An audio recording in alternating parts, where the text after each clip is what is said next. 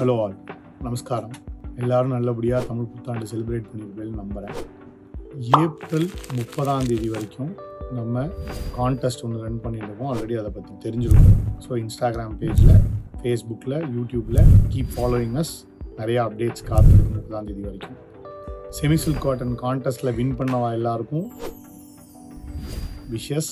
நிறையா பேர் கடையில் வந்து ஷாப் பண்ணிட்டு போனேன்னு நினைக்கிறேன். நியூ கலெக்ஷன், அந்த வெரைட்டி மறுபடியும் ஒரு 25 saree ஆர்டர் போட்டிருக்கோம். இந்த வீக் இல்லைனா கம்மிங் வீக்கில் வரும். ஃப்ரெஷ் கலெக்ஷன் செமி சில்கில் கோர்வை, அந்த 2 வெரைட்டியும் வரும்.